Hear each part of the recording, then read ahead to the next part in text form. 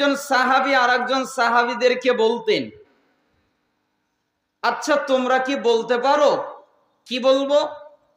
বলো তো, জান্নাতের পর সোজা হয়ে যায় এমন একটা আমল কি তোমাদের জানা আছে? তখন তারা বলতেন, এমন কোনো আমল আমাদের জানা নেই যেই আমলে জান্নাতের পথ সোজা হয়, একটা ছাড়া। সেটা হলো জ্ঞান, ইলম, বিদ্যা। যারা কোরআন জানতে, সুন্নাহ জানতে, পুরুষ এবং নারী জ্ঞান অর্জন করতে কোনো জায়গায় যায়, তাহলে আল্লাহ এর বিনিময়ে তার জান্নাতের পথকে সোজা করে দেয়। তার মানে কেউ যদি চায় আমার জান্নাতের পথ সোজা হয়ে যাক, আমার জান্নাতের পথ সরল হয়ে যাক, আমার থেকে নিয়ে জান্নাত পর্যন্ত কোনো আঁকা বাঁকা না থাকুক, তাহলে তারা যেন অবশ্যই শরীয়ত ইলম, জ্ঞান অর্জন করে। মিশকাতুল মাসাবিহের 220 নম্বর হাদিস, সহিহ হাদিস।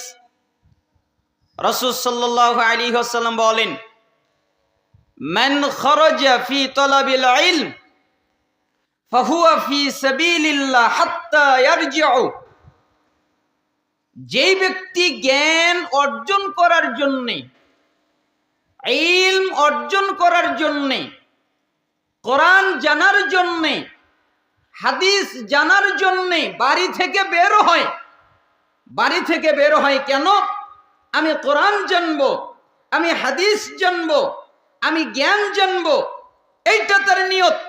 বক্তা দেখা তার নিয়ত নয়, আলেম দেখা তার নিয়ত নয়, মাহফিলের সময় কাটানো নিয়ত নয়, অন্য কোনো নিয়ত নেই। তার নিয়তটাই হলো আমি জ্ঞান অর্জন করব। তাহলে যতক্ষণ পর্যন্ত সে বাড়িতে ফিরে না যাবে, ততক্ষণ তার আমল নামায় জিহাদ করার নেকি হতে থাকবে। কিসের নেকি? জিহাদ। এখন তো জিহাদ করতে পারছেন না, কার সাথে জিহাদ করবেন? ফাসিকের সাথে তো জিহাদ হয় না, মুনাফিকের সাথে তো অস্ত্র দিয়ে জিহাদ হয় না, জালেমের সাথে তো অস্ত্র দিয়ে জিহাদ হয় না। জিহাদ হয় কাফেরের সাথে। আমির লাগে, শাসক লাগে, শর্ত লাগে, অনেক শর্ত সাপেক্ষে জিহাদ হয়। তো এটা তো আর অ্যাভেলেবল নয়।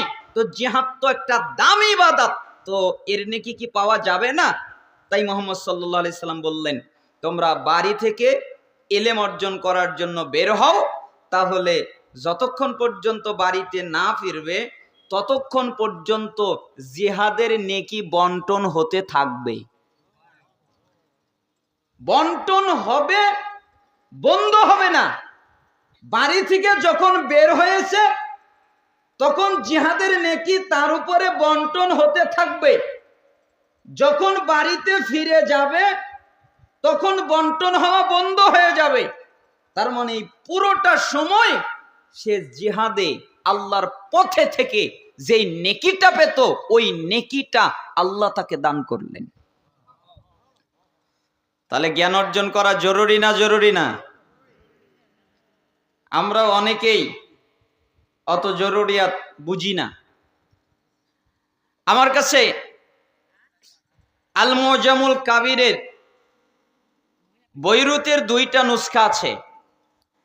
একটা নুসখায় হাদিস নাম্বার 639, আরেকটি নুসখায় হাদিস নাম্বার 641। রাসূল সাল্লাল্লাহু আলাইহি ওয়াসাল্লাম বলেন, কেউ যদি কোনো দ্বীনি জায়গায় যায়, যেখানে কোরআনের আলোচনা হয়, যেখানে সুন্নাহর আলোচনা হয়, এমন একটা মজলিসে তারা যদি যায় আর যদি 3টা কাজ করতে পারে, কয়টা কাজ? 3টা যদি পারে।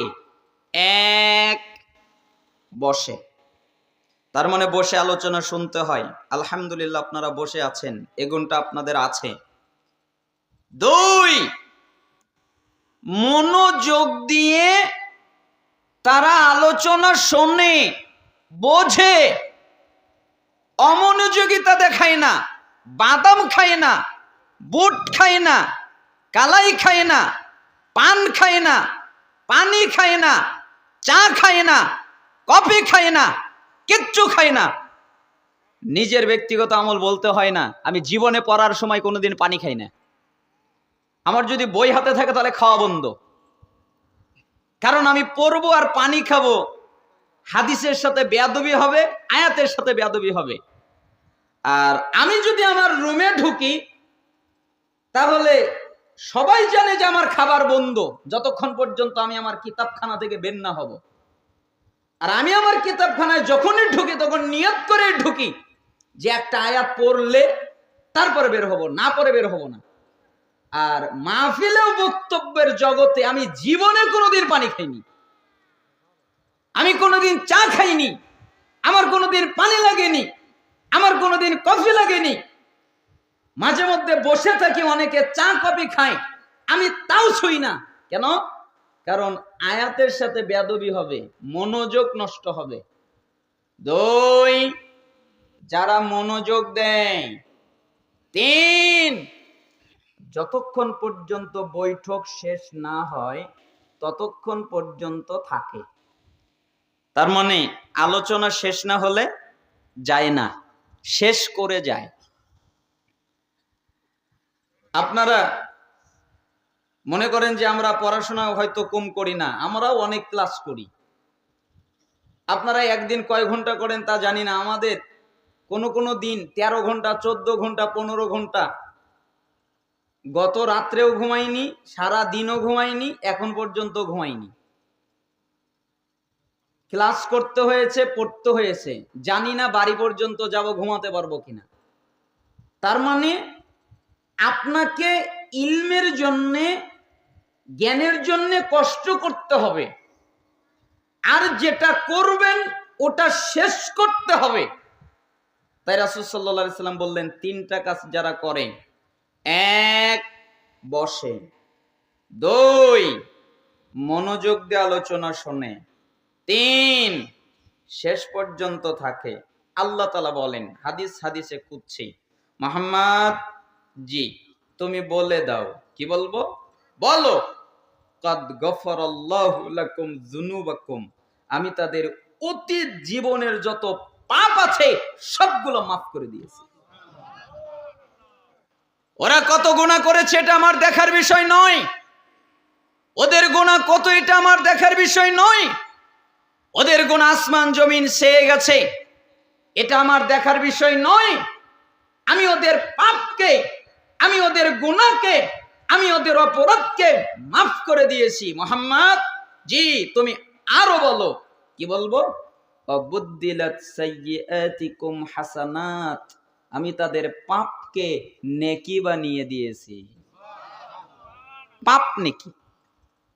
সারা জীবন কত পাপ করলেন, কত অন্যায় করলেন, কত অত্যাচার করলেন, কত না পাপ করলেন, নিজের প্রতি কত জুলুম করলেন, কিন্তু আল্লাহ তাআলা আপনার পাপটাকে মাফ তো করলেনই, আবার পাপটাকে নেকি বানালেন। তার মানে আপনার পাপ যদি আসমান জমিন ভরে থাকে, এখন ওই পাপ আর আসমান জমিন নেই, সব নেকি হয়ে গেছে। এই হাদিস মানতে পারলে, বোঝেন আর না বোঝেন তাতে কিছু আসে যায় না। উসাইমিন রাহিমাহুল্লাহ একদিন দার্স দিচ্ছিলেন, আলোচনা করছিলেন, একটা অপরিচিত লোককে দেখতে পেলেন, তাই তিনি তাকে জিজ্ঞেস করলেন, আমি যে আলোচনা করছি তুমি কি তা বুঝতে পারো? লোকটা বলল, জি না, আপনি যা বললেন আমি তা বুঝতে পারিনি। তা আমার আলোচনা বোঝো নাইতে বসেছো কেন? বোঝোই না যেহেতু, তো আমার দার্সে বসেছো কেন? তখন লোকটা বললেন, আমি আলেমদেরকে বলতে শুনেছি কেউ যদি ইলমের মজলিসে বসে তাহলে হতভাগা হয় না, কিছু না কিছু পায়। তা আমি মনে করেছি আপনার কথা বুঝি আর না বুঝি এটা ইলমের মজলিস, তাই বসেছি যে আমি কিছু হলেও পাবো, এই নিয়ত করে বসেছি। উসাইমিন রাহিমাহুল্লাহ বললেন, লোকটাকে আমি শিক্ষা দিতে গিয়ে নিজেই শিক্ষা পেলাম। আমি যাচ্ছিলাম লোকটা আমার কাছ থেকে কি শিক্ষা নিক, কিন্তু লোকটা কাকে শিক্ষা দিল? আমাকেই শিক্ষা দিল।